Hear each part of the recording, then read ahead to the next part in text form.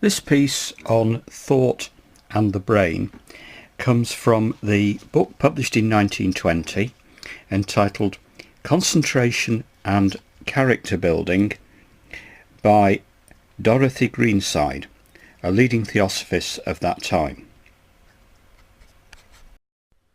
I'm Dave Marsland, and this is part of my Instant Theosophy series. The brain.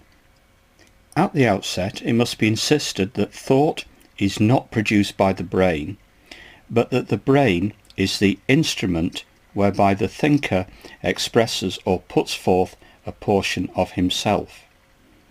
The brain is a marvellous piece of intricate mechanism, but it is mechanism only.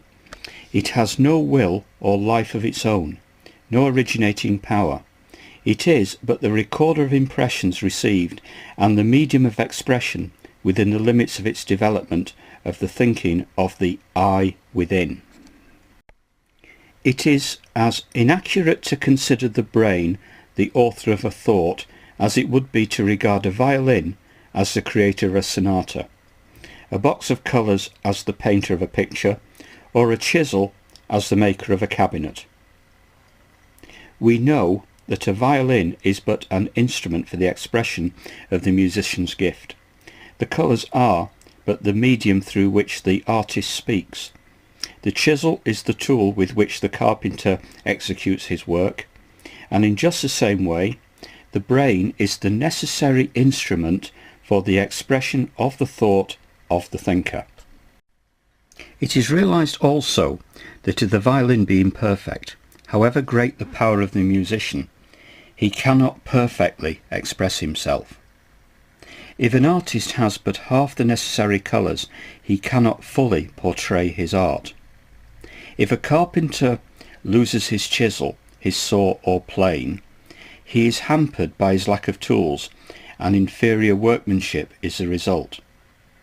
Again, in the same way, a thinker is limited by the development of the brain, for although he is in essence indivisibly one with the great soul of the world, the infinite spirit of good, yet if his instrument be imperfect or incapable of adequate response to the promptings of the spirit, he is hampered in his expression, and but a faint shining of his real power is seen.